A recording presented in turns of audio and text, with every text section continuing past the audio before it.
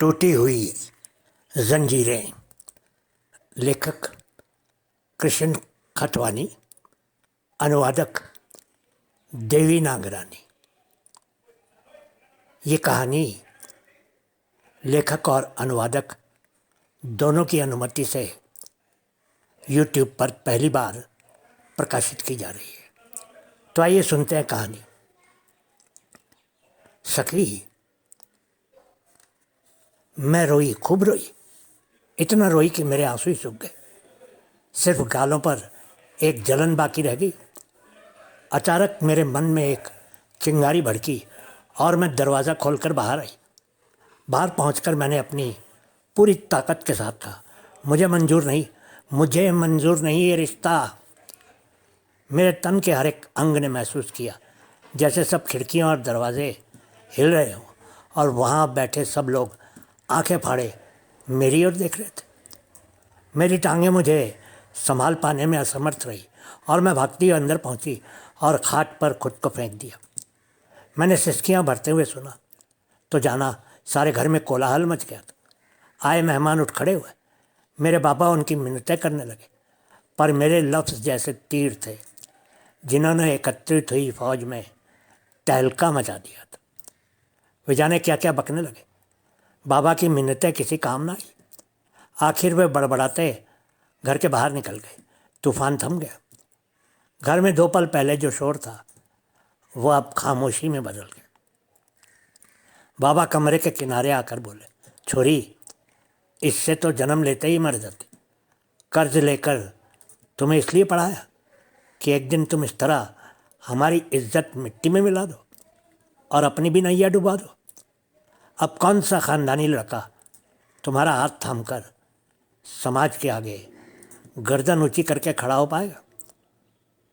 मेरा हृदय छिन्न भिन्न होने लगा। बाबा गुस्से में क्या कुछ नहीं बोले और मैं तकिए में मुंह छिपाकर रोती रही। सखी, मैं रोई, खूब रोई। तुम्हें शायद अब तक ये तजुर्बा ना हुआ हो कि हम औरतों को इस समाज में कौन सा स्थान है और कैसा सम्मान है। हम खिलौने जिनको इंसान अपने मन बहलाव के लिए हंसाता है और अपनी खुशी के लिए रुलाता भी है। सखी, क्या तुम जानना चाहोगी कि उस दिन हमारे घर में कौन सा तमाशा हुआ।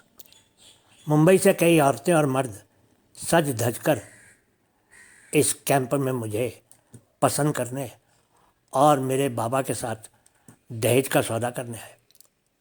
उनके बीच वो इंसान भी था जिसको मेरे रिश्तेदारों ने मेरा जीवन साथी बनाने के लिए चुना था। सुबह से तैयारियां हुई थी हमारे रसोई घर में, जहाँ कभी एक समय पर एक भाजी से ज़्यादा कभी कोई दूसरी चीज़ नहीं बनी। वहाँ उस दिन अलग अलग किस्मों के भोजन बनने लगे।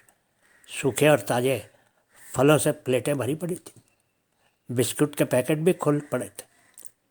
और मुझे पसंद करने के पश्चात उन्होंने बाबा से पूछा, आप इस बेटी को दहेज में क्या देंगे। मेरे बाबा की आवाज़ उस वक्त लरजने लगी थी। उसने बेबसी में सर पर से टोपी उतारकर अपनी गरीबी का रोना रोया। लड़के वालों ने नफरत से कहा, ये रोना तो सभी लड़की वाले रोते हैं, तुम सीधी बात कहो। लड़का BA पास है और 250 उसकी पगार है। 3000 से सौदा शुरू होकर 5 तक पहुंचा। और अभी इस बात पर सुलह होनी थी कि कपड़े कितने, मिठाई पापड़ कितने और आए मेहमानों को शादी का शगुन कितना देंगे। मैं अंदर कमरे में बैठी सब सुन रही थी। मुझे अपने मायके की हर हालत का ज्ञान है। मुझे एहसास हुआ कि बाबा इतने लोगों के होते हुए अपनी इज्जत की खातिर सब मांगे मेहमान तो गए, पर कल से घर में कला शुरू हो जाएगी। बाबा और अम्मा आंसू बहाएंगे। अब सिर्फ एक रास्ता था।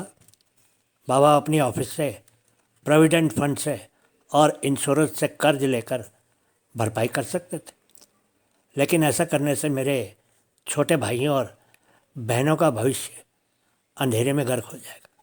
और उनकी मासूम बेबस आंखें देखकर कहती, तुम एक को पार उतारने के लिए हम सबको डुबो रहे। और उस वक्त न जाने कहाँ से मुझ में हिम्मत आई और मैंने दौड़कर हर मर्यादा की चौखट को पार करते हुए बाहर कमरे में पहुंचकर कहा, मुझे कबूल नहीं है, मुझे ये रिश्ता कबूल नहीं है। सखी, उसके बाद मैंने नहीं रोया। मेरे माँ बाप ने नहीं सोचा कि मैंने क्या सोचकर ये कदम उठाया था। वे सिर्फ यही सोच रहे थे कि उनकी इज्जत की पगड़ी को दाग लगा है और मुझे एक ऐसी कलंकनी समझ रहे थे जिसका हाथ कोई भी सभ्य पुरुष पत्नी के रूप में नहीं थामेगा। और दूसरे दिन मैं अपनी पुरानी टीचर के पास गई और रूंधे हुए गले से मुझे नौकरी दिलाने के लिए मदद मांगी। सखी, मुझे नौकरी मिली है, 125 रुपये महीना। उसमें से अपने लिए 25 रुपये रखकर मैं 100 रुपये माँ के हाथ में देती हूँ। वो कुछ पल खुश दिखाई पड़ती है और फिर एक काली फरचाई उसके चेहरे पर छा जाती है। तुम्हारी बहन। सखी, तुमसे एक सवाल पूछूं? हमें ये नाम अबला किसने दिया है? ये कौन सी पहली माँ थी जिसने बेटी को जन्म देते ही गूंगे आंसू बहाए थे? और वो कौन सा पहला मर्द था जिसने औरत को वेश्यालय में ले जाकर कहा कि तुम मर्दों के लिए ऐशो इशरत का सामान हो? मैं सोच रही हूँ कि क्या वह ज़माना दूर है जब औरत मर्द के सामने खड़ी होकर कहेगी, हमें आपकी मेहरबानियाँ नहीं, अपने हक चाहिए। हम आपके पैसों पर नहीं पलते, पर अपनी मेहनत के कारण जीवित। सखी, ऐसे ही ख्याल मुझे आए थे जब मैंने सुना कि जिस लड़के को मैंने नापसंद किया था उसने और उसके रिश्तेदारों ने ये फैलाना शुरू कर दिया कि मैं बदचलन हूँ और मेरे कुछ लड़कों के साथ संबंध है। आस पड़ोस में ये अफवाह यूँ फैली कि मेरी सहेलियों की माएँ भी मुझे देखकर मुंह मोड़ने लगी हैं।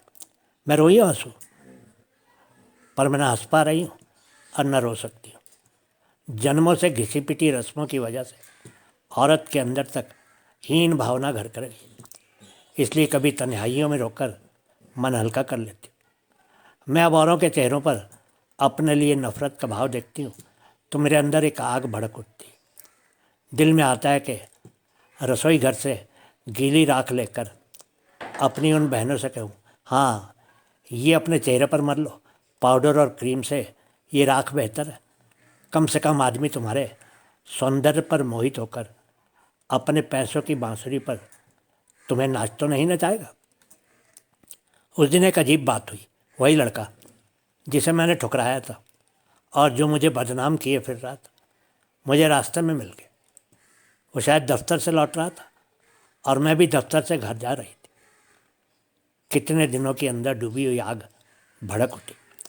मैंने उसके सामने जाकर कहा, तुम पहचानते हो मुझे? उसके चेहरे का रंग उड़ गया। मैंने दूसरा सवाल किया, और तुम्हें किसने बताया कि मैं बदचलन हूँ? उसका चेहरा उतर गया। गुनाह का पर्दा जो फाश हुआ, पर शायद सब गुनाहगार कायर भी होते। उसने खुद को संभालते हुए कहा, किसी ने भी नहीं कहा। तुम्हें किसने बताया? मैंने अपने गुस्से में बेकाबू होते हुए कहा, और तुम लोगों से कहते फिरते हो कि मैं बदचलन हूँ और मेरा कुछ लड़कों के साथ संबंध है। मैंने देखा वो काँप उठा था। झूठ का सहारा लेते हुए कहने लगा, किसने कहा? मैंने तो किसी से भी कुछ नहीं कहा। उसकी झूठी सफाई सुनकर मेरी हिम्मत बढ़ी और उसकी नेकटाई को पकड़कर उसकी ओर देखते हुए ललकारा, खबरदार जो आगे से फिर झूठ बोला। लोगों की भीड़ जमा होने में कोई देर नहीं लगी। इस बात का एहसास गुस्से ने मुझे होना नहीं दिया। उस भीड़ में मेरे दफ्तर के कुछ काम करने वाले भी थे। मैंने उसे छोड़ दिया और मुंह लटकाए स्टेशन की ओर भागी। दूसरे दिन जब मैं दफ्तर जाने के लिए तैयारी कर रही थी तो बाबा कमरे में आया और कहा, बस अब दफ्तर में जाने की ज़रूरत नहीं है, बहुत दिन मनमानियाँ कर ली। मैंने हैरत से बाबा की ओर देखा। वो गुस्से में कहते जा रहे थे, एक बार हमारी खिल्ली उड़ाकर तुम्हें चैन नहीं आया, जो अब बीच रास्ते खड़े होकर तमाशा रचाया? तुम्हारी अकल कहाँ गुम हो गई है? जो औरत जात होकर मर्दों से उलझ रही है, कैसी मनहूस घड़ी में तुमने जन्म लिया। जो हमें बाहर मुंह दिखाने के काबिल नहीं छोड़ा। मैंने कहा पर बाबा, बाबा ने गुस्से से मुझे काटते हुए कहा, बाबा बाबा की रात अब छोड़ो, नहीं तो ये ज़बान कटवा दूंगा।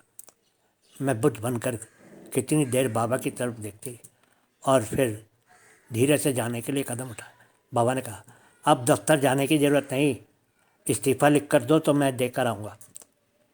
पर मैंने भी उन्हें सुना अनसुना किया और दफ्तर चली गई। लोकल ट्रेन में सारा समय घुटन के आंसू पीती रही, पर मेरे कदम दफ्तर की ओर बढ़ते रहे। सखी, ये कौन सी समाज की टूटी फूटी जंजीरें हैं जिसमें हमारे रिश्ते नाते बंधे हुए। 10-10 पैसे खर्चने के लिए बाबा को 2-3 बार सोचते हैं, और अम्मा जब से मुझे याद है तब से चिंता में घुलती रहती। और आज बाबा झूठी शान रखने के लिए कह रहे थे, इस्तीफ़ा लिख कर दो, मैं देकर आऊँगा। और मैं बार बार रोकर खुद से पूछती रही हूँ, औरत के लिए इज्जत भरी ज़िंदगी कौन सी है? प्यार में, तुम्हारी बहन।